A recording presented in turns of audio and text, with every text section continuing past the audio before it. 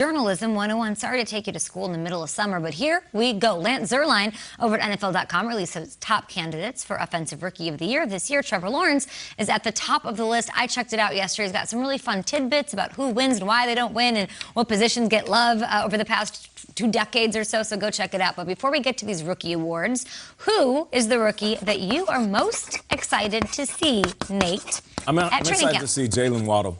Down in Miami. He's just a fantastic talent, explosive. Dude averaged 19 yards per catch as a wide receiver in Alabama, of all places, playing up against top-tier defenses. And the reason that's a big deal is because Tua might not have the strongest arms. He's not going to throw it 60 yards down the field every other play like a Patrick Mahomes or a young Josh Allen can do.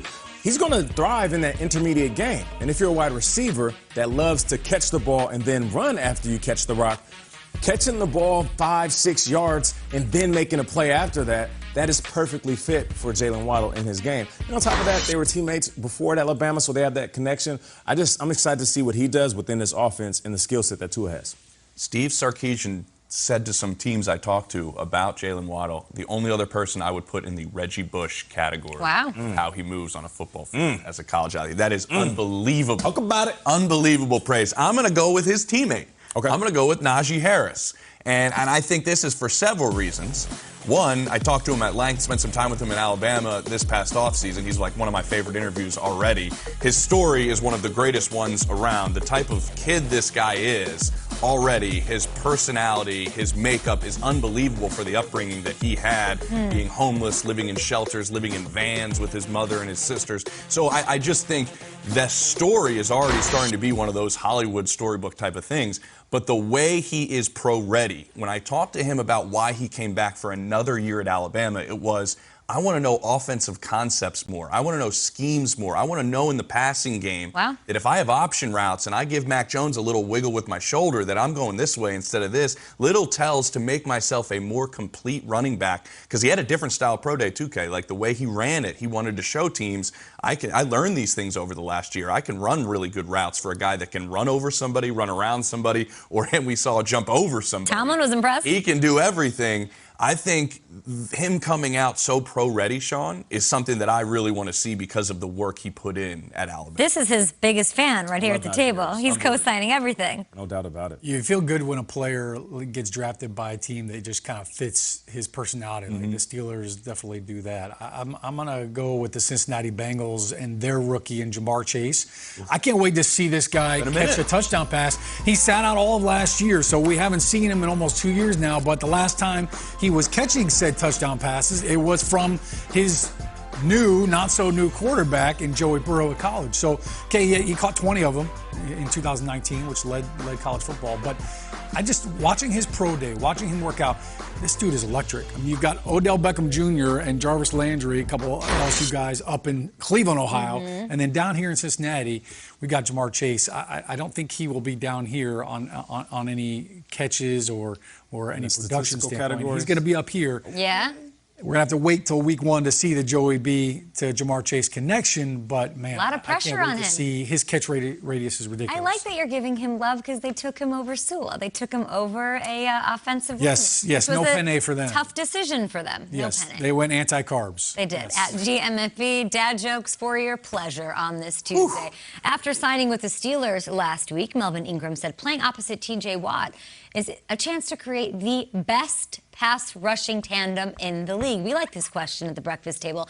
I'd like to know where, Journal 101 style, where is the best pass rush duo in the NFL now? Yeah, I'll give them their credit. I wanted to go a little bit of a different route, and I went with the Cleveland Browns. One, I feel like we don't truly appreciate what Myles Garrett did last year, along with Olivier Vernon, who tore his Achilles towards the end of the season. But they add in Jadeveon Clowney. Now you got 2 guys who went #1 overall with high promise. Myles Garrett, I think he's fulfilled expectations a little bit more than Jadeveon. Jadeveon, at times, would have good seasons, but the numbers didn't back it up. I'm not saying that he doesn't make an impact on every play, but Myles Garrett is absolute Destructicon, and he'll pad the stat sheet. So for me, having these guys together, and maybe Jadeveon Clowney being motivated by young Myles Garrett, this can up his game. Guys that can easily get in double-digit sacks. I see these guys 22, maybe 25 sacks this year if they're both healthy. Wow. Because they have a dominant defense and linebackers and DBs that can also help with the quarterback holding the ball, which every D lineman loves that, Sean, as you know. That's a dog pound. Yeah, you ain't lying. You love to see where defense coordinators are going to line up Clowney, too, because you have options. You can put him over the center. You can put him Move everywhere. him around. I'm going to go to where I currently live right now in a pass rush duo that we have been waiting to see rush the quarterback together, and that is 5th overall pick Bradley Chubb. Let's go. From 2018. Number 2 overall pick from years ago, Von Miller. They envisioned both of them going after quarterbacks together. We've only seen it, guys, their rookie season. When Bradley Chubb was a rookie, he had 12 sacks. Von Miller had 14.5. Then Chubb missed the next season. Then Von Miller missed the next season. And we've been waiting to see them back on the field together. When I was reporting on training camp, as we love to pump all of us going to different camps, and I talked to coaches in Denver, they were like, we're pulling Von Miller out of drills. He is that disruptive heading into last season before the injury occurred. Oh, wow. He was ready for, in Vic Fangio's mind, the best season of his career. If he can get back to that, and he's motivated that this might be the end for him in Denver, potentially, or if he'd like to play well and get a new contract, those two guys going after quarterbacks, specifically the ones that are in that division, Sean, should be a good time to watch. The crowd in Denver helps that. I tell you, third downs, if you're the away team in Denver, those guys, you're running silent count all week long because they absolutely Everyone just jumps up and down to stay warm the whole time. You can't hear yourself think. Accurate. No, it helps their get off, and no doubt, Von Miller's got some great dances, as we saw there. Let's see him. Look, I'm going to go out west. Take me to Hollywood. Give me the L.A. Rams. Give me Aaron Donald and Leonard Floyd right now. Now, people might not think of them as this pass rushing duo because they're not both edge rushers, but you're seeing the destruction right now by Aaron Donald. And the fact that he has continued to do this as a defensive tackle, continued to have double-digit sacks, to take over games. He's had a couple of 4-sack game performances. It's remarkable. He's the most destructive and most unblockable defensive lineman in the game right now. What would be your game plan against Aaron Donald, Sean? Go. Run away from him. Okay. Throw the ball quick. Cut him. The first play of the game, I would cut him. Make him think about his knees a little bit. I think when you factor in Leonard Floyd having a big year last year, so nice coming off the edge, this is a great combination. And I know we're seeing all Aaron Donald's highlights, and there's some Floyd right there. But look at the production that these two had last year, 24 sacks combined. Yeah. That's pretty impressive right there. I think Stafford is going to like having those guys on his team. Make him think about his knees. Easy there, Blue Eyes. Yeah, you got to keep your hands down, Kay. No batted balls. I sit next to Nate every morning, and I can tell over time when he starts really falling in love with a player. Najee's one of them, a rookie. But you have this thing with Donald that's happened over the past, I'd say, like 6 months. You just, not that you always loved him, but you extra love him now. He's just so dominant. To play from the interior, I don't think we've seen anything like it. And he's unstoppable. Like, he's one of those guys, if you put one dude on him, he will get to your quarterback. Put 2, the chances are high. Put 3, he still might get there. Yeah, let's talk about something I know so much about, skateboarding. Okay. 22 years ago. Ollie? You can ollie? Tony Hawk landed, look how cool I say when I say this. Tony Hawk landed the first 900 on a skateboard at the 5th annual X Games. I have no idea what that is. What is the most impressive athletic feat you've ever seen in your life? I'll take you back to 2009. I'm watching a dunk contest in person. Nate Robinson versus Dwight Howard.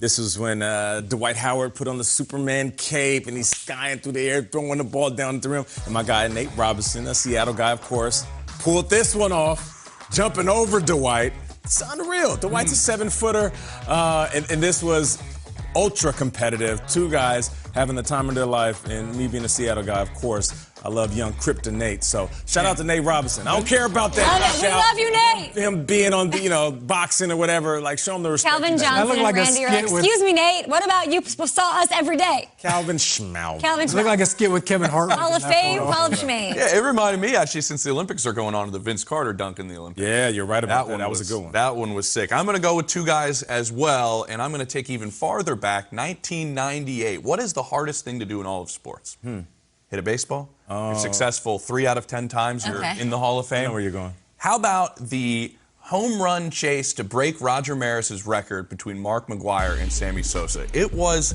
unbelievable. Do you guys remember, like, ESPN would cut in for Sammy Sosa's